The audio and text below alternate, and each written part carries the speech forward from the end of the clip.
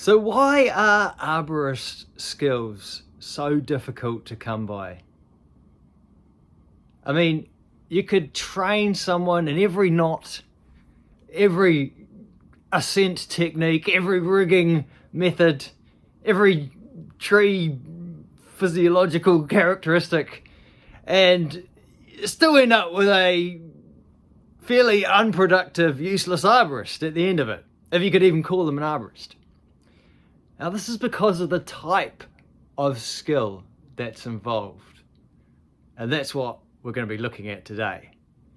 Now, my name's James Isaacs. I'm an arboricultural workforce strategy consultant based here in New Zealand. So the most defining characteristic is that it requires tacit knowledge at the point of action. So what that means is the skill needs to be held in the head of the person doing the actual job. Say someone's cutting a tree, they're cutting a branch off a tree, they need to understand completely how to do that. No one can give them any instruction, it's very loud. If anything goes not according to plan, they need to be able to adapt the plan at a moment's notice, sometimes in a fraction of a second. Maybe they'll start making a cut, maybe it's a big back cut and a huge head or something like that, and it'll start to go slightly differently than what they were expecting, what they were planning, and they'll have to adjust the plan halfway through cutting it through. Maybe they'll have to cut a bit more on one side, or maybe they'll have to give it a little bit of a push with their hand or something to correct it. Now, this knowledge at the point of action is something that ARB actually shares with construction. It's one of the main things that the skills share. So an example in construction might be replacing a window frame, and then you pull it apart and it's all rotten behind the frame as well, and you've got to adapt your plan and figure out how you're going to do the attend to the rot. Now, ARB obviously takes this a little bit further, because at least in the window example, you could go ask the boss, "Oh, what do you reckon about this rot?" Where the arborist is kind of halfway through a cut and it's going to go slightly the wrong way and fall on the fence or whatever. So you've got to adapt your plan instantly, and so it requires a bit more like maybe muscle memory, a lot of experience in just what might happen, and that kind of thing. So that's the main thing that sort of separates it from other types of tasks. So obviously, these are not the two only example of tacit knowledge at the point of action, but it's one of the defining characteristics of arboricultural skill. Now, beyond that, there is the sort of systems aspect of arboricultural work. So it's not enough to simply look at the narrow task that you're doing, but an arboricultural site is basically a system. An analogy might be an operating system on a computer. Now, that will have scarce capabilities and resources that it needs to conserve and put into action as efficiently as possible. So some processes it will be able to run in parallel. Some might be kind of bottleneck functions that if it doesn't get them done early, it's going to slow the whole thing down. Maybe some things that need something else doing before they can start, that kind of thing. So all this is exactly the same as in arboriculture. So you'll have scarce resources. The most scarce are probably the staff. So you got 3 crew members. Each of those will have different sort of skills. You want to be utilizing them as best you can. You want them maybe doing stuff simultaneously if that's possible. Certain resources might be particularly scarce. Maybe you've only got one climber and you'll need to make sure he's climbing the whole time. Or maybe it's something super basic like a rake. Maybe you only got one rake because you chipped the rake on the previous job. And you can see there's tons of raking on this job. So even though a rake is what, $10, it's actually the main thing that's going to be the difference between this job going fast and this job going slow. You don't want to leave all the raking to the end and then everyone's just standing watching John rake up. You might need to get them started on the raking kind of halfway through the job. And then to do that, you might need to reorganize the job. Say, oh, look, we'll do these 3 trees over here, so that section's completely finished. And then John can start raking it, and then we'll move on to the next bit. So the whole thing's working like a system. You've got a kind of conjunctive task that's dependent on the task before getting finished and starting at the right time. So this brings me to my next point, is that there are constant trade-offs that need to be made.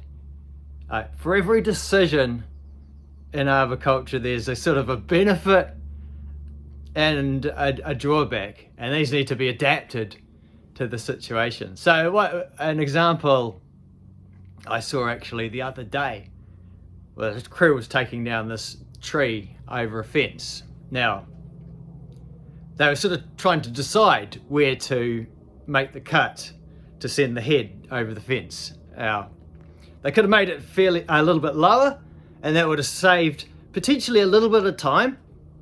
But there's also a slight increase in the likelihood that the cut would have gone wrong and it would have damaged the fence.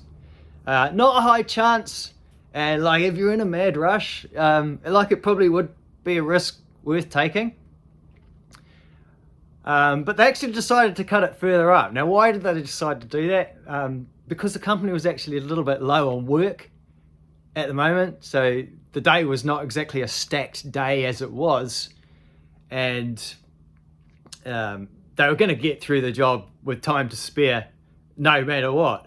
Whereas even a slight bit of damage to the fence, or even a slight increase in the likelihood of that, was not worth it. So they're not just figuring out the fastest way of doing the job, they're managing risk and then kind of overlaying the necessity of that risk. And they might have other considerations to take into account, such as what the customer wants, whether the customer's watching sometimes, all kinds of things. There's infinite ways you could mix these up and weight them. So that's another thing that just kind of comes down to experience. One of the things that just makes this take so long to really get someone good at it. Not enough that they know how to cut the top of the tree off.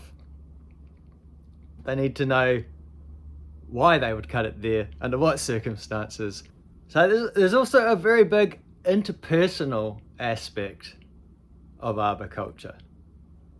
Now, in residential, quite often, when you prune something, like half the job is the pruning, and the other half the job is ensuring the customer understands what you've done and why you've done it that way, because it's that explanation that will make them happy with it. Okay, maybe it looks so good it needs no explanation, but quite often it looking good and being technically correct isn't enough. Like, maybe you have to explain why it's not as low as they might have optimally wanted, or something like that.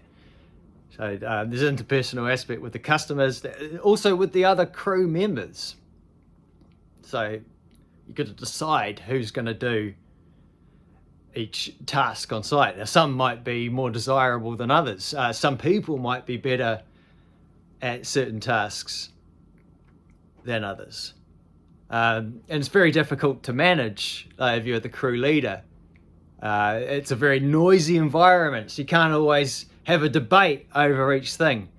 Maybe you'll have to jump in there and start doing the difficult task, sort of showing that, like, hey, look, it's important that we start doing this now, lest it become a bottleneck later on. You really need to be able yourself to do the most physical aspects of it, at least if you want to be a good leader in it. If you want to lead a crew, you want to be able to lead by example. It's very difficult to just point people at certain things. You can do that to an extent, plan the job out ahead and say, oh, I'm going to need you to carry those logs up that hill or something like that. But when you're constantly adapting the plan as you go based on new information, it really is a challenge, especially because like you want your most experienced person sort of putting that experience into action. But of course, experience takes time, and time makes you older, and getting older makes you weaker. So one of the kind of paradoxes of arboricultural skill. By the time you know how to do it, you're almost too old to put it into action.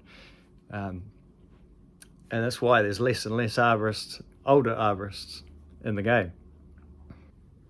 So put it all together, and the moral of the story is really that this just all takes time. It's not enough to just train people in the individual tasks that make up arboriculture. Instead, they need repeated exposure to a wide range of situations. This is how they gain the experience and the tacit knowledge required to adapt and overcome problems that can't be foreseen ahead of time. Now, the only way you can do that efficiently is to reduce the cost of that training time. So you need to streamline things like theory delivery, and you need to make that training labor as efficient as possible. Allow the labor to generate its own sort of productivity surplus, which can then be used to fund other parts of the experience. So if this is something you're interested in, please do like and subscribe. I'll be doing a full series of workforce strategy arboriculture videos. There's a link to the accompanying article for this talk in the description. If you want to learn more, do have a read. Until then, see you next time.